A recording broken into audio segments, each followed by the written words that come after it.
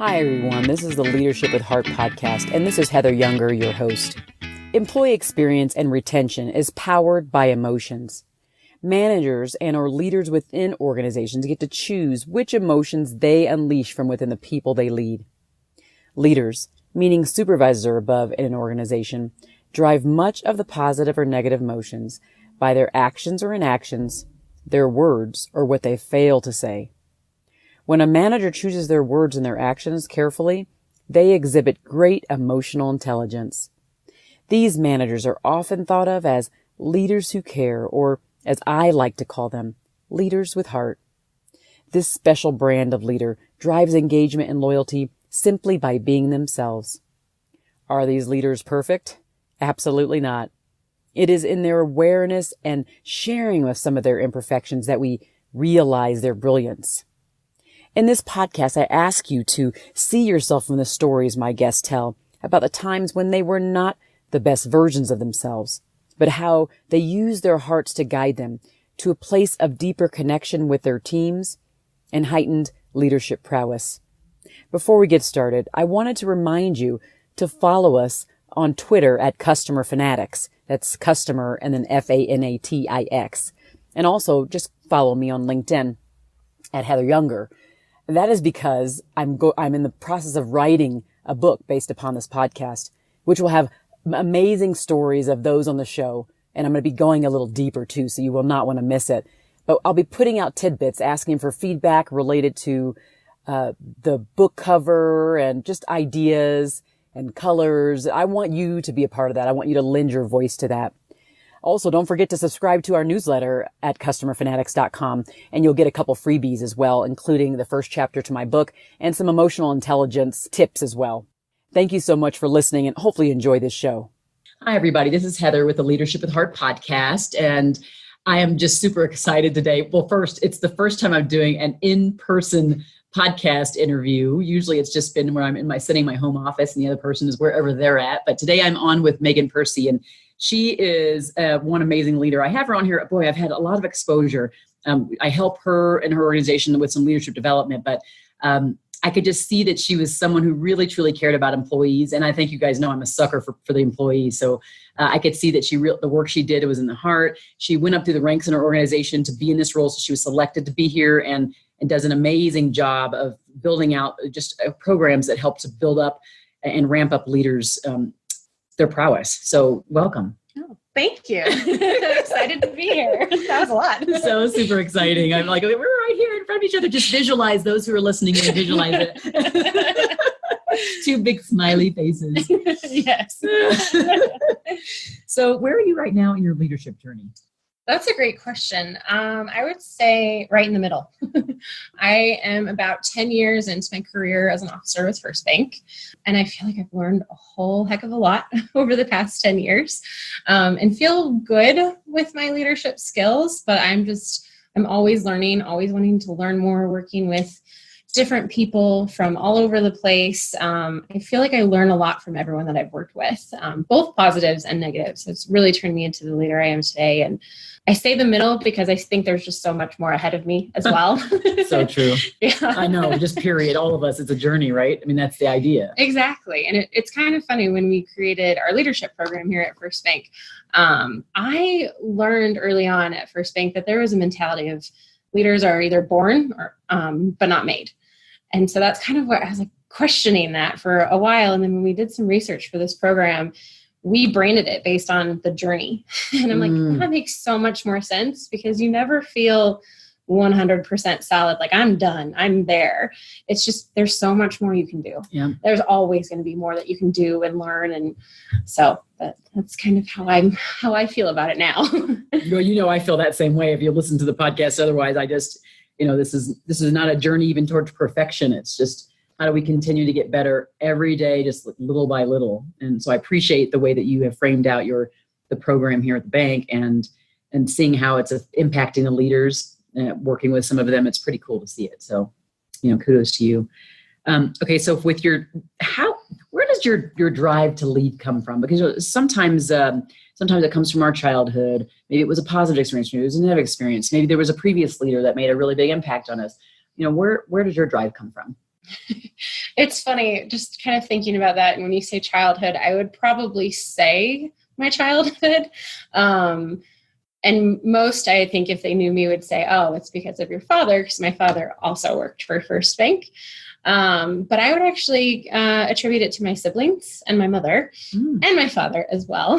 But my brother also works for First Bank. So it's kind of this family aspect to it, which is fun. I'm sure my mother and sister-in-law don't appreciate when we're together and we talk about First Bank, but it's just great. I think from a childhood perspective, being the baby, as they so-called called me all the time, I'm just kind of wanting to break out and do my own thing, which worked really well since I'm following my brother and father. But I really think it kind of started in my childhood. And then when I went to high school, I went to a different high school from my brother and sister. And that was kind of my opportunity to just be me and not be the younger sibling of them. And I was involved in everything and I loved it. Like just talking to people, working with people, sports, to all different type of school programs. I'm like, I like this. I want to go on this route, and just working with people is what I want to do. And so I would say it probably started childhood into high school. So interesting. Well, yeah, I mean, if you have strong leaders like that, and I think that's the idea about leadership. They say you aren't a leader if no one's willing to follow. So the fact that you were kind of following along with your siblings, I think it makes total sense. If we look behind us and there's no one there to help support and to, bring their gifts to the table, then I'm pretty sure we're not leaders. So we need to evaluate that, right? Yeah, that's a very good point. So what about with your people, the people that you currently lead right now, what would they say about your leadership style? I'm very biased, but I have such a wonderful team. I'm so lucky in the position that I am in, and going through this leadership program and creating it with them, because it definitely wasn't just me and it wasn't just other officers. It was a lot that came from my team because they did a lot of work on it and did a great job. We would have conversations about this where we just kind of take a step back and I'd be like, what do you think my leadership style is? Which was fun to kind of be like, and they would all look at me kind of like, oh gosh, that's so hard to say. I'm like, I know when I try to ask myself that, it's like, how do you describe your personality, or how do you describe your entire life? It's kind of the way of answering that question. But what they have said, which is very, very nice of them, is that they would call me a supportive leader. So I'm very supportive in the person, both, at work and their home life, just kind of working with the entire person, bringing that entire self to work that we've been talking about in our leadership program. And I am a big fan of collaboration. And it's just fun to work with my team and the job and the work that we do. And we get to collaborate a lot with each other and with other areas of the bank. And so they mentioned a lot about just the support nature that I encourage, as well as collaboration. And every now and then I have to get us a little bit on track. And every now and then I'll pop in there and be like, all right, this is the decision. Let's keep going. Let's move on. But yeah, that's what they shared with me, which is very fascinating. Well, I think in the end, I mean, we as leaders, we do have to help our people course correct. And I think the idea is that we course correct out of like caring and respect and guidance and dignity and all those things, versus course correcting in a way that just, makes them feel small.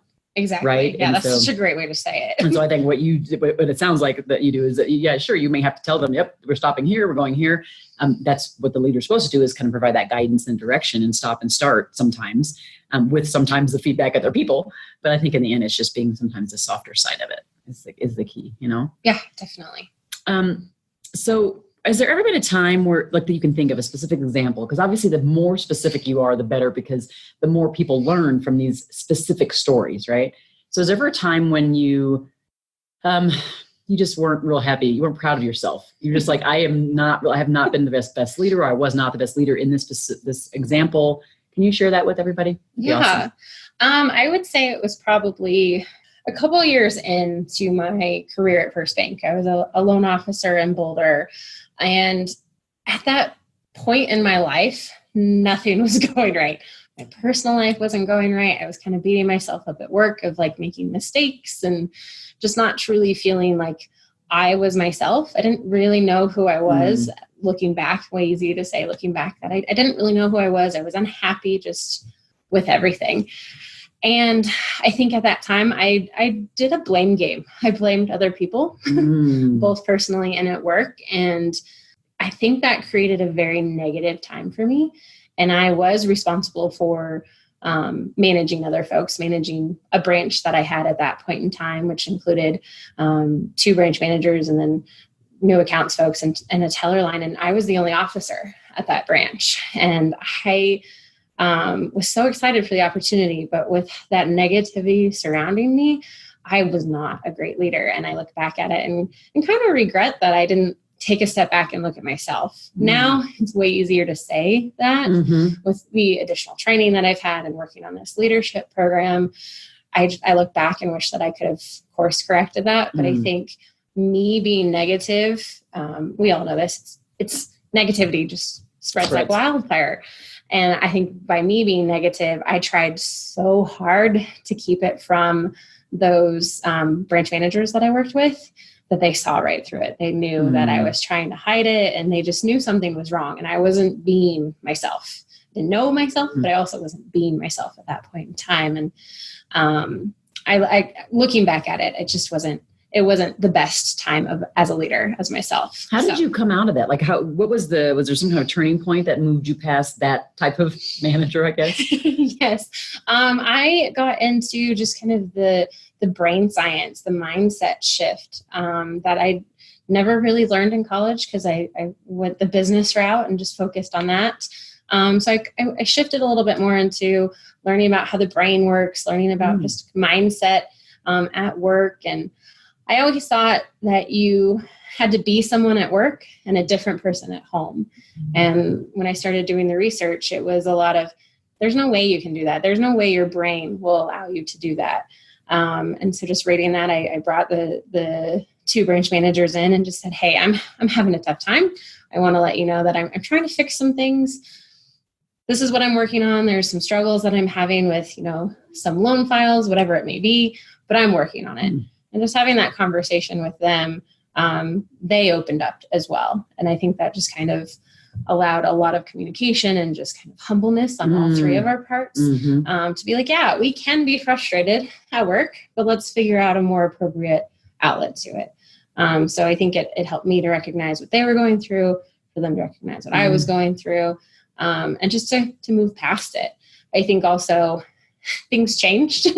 Things changed in my work life. Things changed in my personal life. And I think that was what we call a valley in my life, where it just seemed like everything was going wrong. And now I'm definitely at a peak, both personally at work. And so looking back at it, it's way easy to say this, but at the time I didn't see an out to anything. But luckily things kind of fell in line for changing. So, oh boy, you bring up just like a great point. And that is, that we first change within ourselves. Like we have to change in our minds first, because instead of that whole blame idea, this happened, this is not just you, this is like every person in the world, it's me, it's everybody, we all blame somebody at some point, right? And it's when we start to say, what is it that we can control? And the thing that we can control is us. The first thing we can control is what we think. And then it's how that then displays in behavior, right? And then we start to produce things that we never thought we could because we changed our mind. And so you brought up just an amazing point that, you went and did the research. You were smart enough to say, I have to go do something because this is not working. I feel miserable. I'm pretty sure I'm making other people miserable. That takes a lot of, I think, a social intelligence to be able to decipher that to begin with. And of course, emotional self-awareness too. But then to say, okay, now what do I need to do? I need to find a tool. And then the beautiful thing of all of it is that you brought them into your office and you were vulnerable with them. You were transparent with them. And that was a turning point, I think, right there, because in your leadership, because once the leader kind of gets comfortable being a little uncomfortable, in front of their people and admitting they're not this perfect person with a cape on and the shield, all of these things. And we visualize a leader, and then that's when they're most effective. So, I think that's where the beauty's at there, right? Yeah, that's why I like to tell these stories, because it's then all this, we kind of have to humble ourselves so much at that point to just say, okay, I can't do this alone. Yeah. And I wish I could remember which book that I read it out of, but there was a lot of focus on, you're never going to change how someone else reacts. You're never going to change how they say things. You're never going to change that person. But you as yourself can change how you react to them and react to the situation. And I think that was a big piece that I brought into the conversation, because I was struggling in a professional relationship with some of the other officers in my group, and all great, strong officers. We just had different personalities, different ways of thinking. And I was struggling with that, and I wanted to change them. And then kind of doing this research, I was like, I can't change them. That's not the point. I don't want to. I need to change the way that my reaction is and that my mindset is. And I think, like you said, that was a turning point for me of just kind of the way I approached just overall working in situations where there is challenges, where there is possible negativity, where there's butting heads. And now I look back and I think, yeah, that was a turning point. And now I feel stronger in those types of situations to handle them differently. That's another really good point. When you think about, a lot of these struggles that leaders have to go through, that either by choice, like because of their, again, mindset or actions or not,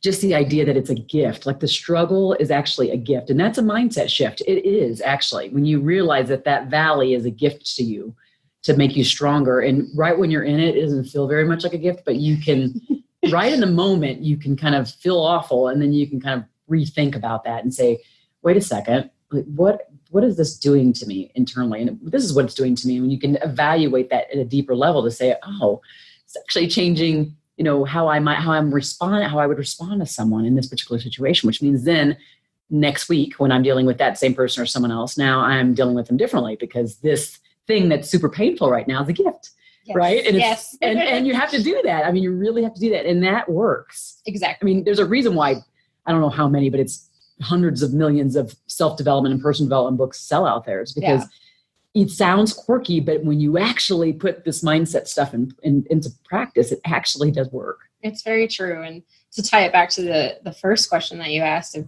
where the drive came from, I think a lot of my professional development came from my father and seeing what he did. But this shift, I think, came from my mom, because she's a teacher, and she just kind of has this open mind towards everything, and teaches, okay, what else can you do? What else can you learn? That your entire life, whether it's learning leadership or just overall learning, you can learn more. And so there was an encouragement there from both sides to kind of get it from my father, from the professional business side, and then my mother from the teaching side to, okay, what else can you do? Where does your mind need to go? Because you can't blame everyone else. You got to work on you. Oh, and how appropriate is it? You're over learning and development here for this pretty big organization. And it's just funny. And you have to, that's the other message, is that as leaders, we have to be constant learners. We have to be kind of on that, on a voyage to being our better selves every day. And it just never stops. How much more can we learn? And what else can we read? And what other videos can we watch? And what other leaders can we go see? It's just all of that nonstop. And I know it can be daunting, for some, right? It can. It can be, I know. But at the same time, I think, again, if we know it's a journey, I think it keeps in perspective that way. Yeah. And once again, going back to your mindset, it can be fun. It can be so interesting. We're continuing doing work for our leadership program. And just yesterday, we were looking at some unique TED Talks that I've never seen before, because we were looking for a specific topic, and they were so unique and so fun. And I'm like, I get to do this for a living. I love it. Yes. Yeah, that's so awesome. Okay, so when you are doing all these projects and everybody's just like running around their head, like there's deadlines, there's timelines for things to get done. What do you do to reconnect with your people, just in a deeper way? Great question. I'm a big fan of the social aspect of working with people. So there's many books that I've read, from, the 7 Habits of Highly Effective People to 9 Minutes on Monday, and just kind of combining what works, from pulling tidbits out of those of what works for me. And I just like the way we're laid out and the way everyone sits at their desks. I can just easily be like, hey, how's everyone doing? And just kind of create this great conversation, whether it's in the morning, which I try to do in the morning, doesn't always work out with meetings, or end the day that way. But one really strong piece for our group in L&D is we always try to come together on Friday afternoons, just kind of recognize what happened during the week, how whatever classes went, whatever was going on in anyone's lives. And then we talk about what's going on the weekend and what people are doing, and kind of creating that connection between work and personal, and just sitting down and enjoying it. I used to think for a long time that they didn't want me there, that they wanted that time just to enjoy and relax before going onto the weekend. But when I would go, it was just a great conversation where it wasn't, I was the officer, I was the leader. It was, we're all first bankers. Let's just sit down and chat and make sure that we are keeping this teamwork, because we aren't next to each other every single day. We don't see each other every single day, just due to the nature of our jobs. So I think that's huge, just to constantly keep that connection. And even when you get busy, making sure you have that one thing that you can be like, hey, you're getting married soon. How's it going? Or I know you're going on this big trip this summer. Are you getting ready? Remembering that one piece for someone, just to kind of keep the conversation going, and just making sure that they feel recognized and appreciated, not just for the work that they do, but also as a person. I think is really important. Oh, that's beautiful. I think that bringing in the connection. So we tend to want to separate things. And even as leaders, we kind of come in and go, okay, it's time to get stuff done. And then we leave all of this stuff that it could be some massive stuff. And I'm not saying going into your office and oversharing way too much, right? But I think there's a piece of us that we want to do. And I love the fact that you say almost like leaving the leadership, tag or name tag at the door, and just sitting down with them and just relaxing and engaging with them on a personal level, and showing that you care in that way. And the connection is so important. They want to see what you have going on, and how what they're doing maybe even helps you. And the more that they do that, you actually help them find meaning in their work. Yeah. And we bring in games. There's, I'm a big fan of Heads Up, which is the iPhone game. And it just gets kind of everyone laughing and getting to know each other, and how you describe a word would be very different from how I would describe a word, but we're on a team, and that competitive nature comes out too. And it's just a lot of fun, and just bringing different things into those Friday afternoons, I think helps a lot just with our team overall. That's awesome. So for those who are listening, let's say just leaders that might be struggling in their journey right now, and you, I think more than anybody could be, you have so much knowledge and expertise in this area. What would you tell them if they may be just at a crossroads, maybe struggling in their journey, in their leadership journey? What words of wisdom would you leave them with? That's a great question. I would probably just say, this comes from my mom, of this too shall pass. When you're in that moment, it's so hard to see beyond it, and that it's just so tough right now. And I just want to either quit or be done, or I don't know what to do, or it's this person's fault. However your mindset is in that moment, it's just, you got to take a step back and say, this too shall pass. This is just one of those tough moments. It's going to make me a better person. So much easier to say after the fact than in it. So hard to hear while you're in it as well. But the piece of advice that I would give that works for me, and it may not work for everyone, but is finding that person in your life that may or may not work at your company, may or may not know your specific job, or maybe they do, but you can go to them and just say, I'm struggling and I just need to get this out. And sometimes I'm in my head a lot. I think about it too much. I focus on it too much. I can't sleep, or I dream about it, whatever it may be. And I just need to get it out. And it's not necessarily from that person I'm looking for guidance or advice or anything. I'm just looking for a sounding board. And sometimes you just, as a leader, you need to go to someone else and have that sounding board just to get it out. And sometimes once it's out, you're like, okay, maybe I can move on from this. I've acknowledged it. I've acknowledged this feeling. Now I can move on. Doesn't work for everything, but that's just been successful for me, is finding that person. And it's different issues, or different people definitely here for me at First Bank, of peers and managers that I've worked with, as well as friends outside of the bank that I have that are interested in hearing what's going on, and just interested to just sit there and listen and be like, I get it. I get you're frustrated. And sometimes if I talk about it too much, because I'm obviously a talker, if I just keep talking, I'll just keep talking, and then some idea will come, or some acknowledgement or solution will come. And it's just, I just need to talk it out. It doesn't work when it's inside my brain. That's a good one. Yeah. Finding some kind of confidant at work would be really helpful, because a part of it is that they understand some of what your journey, what might be going on because they're there. And sometimes asking people outside is helpful too because they're not there, but at the same time, they don't understand the context. So you kind of have to do both. I love that. Yeah. I think I've actually said your last name wrong because you're recently married and I said Percy and it's not. It's Bertrand. Bertrand. See, that's what happens. And yay to Megan. I'll get over it and I'll start doing it right. That's okay.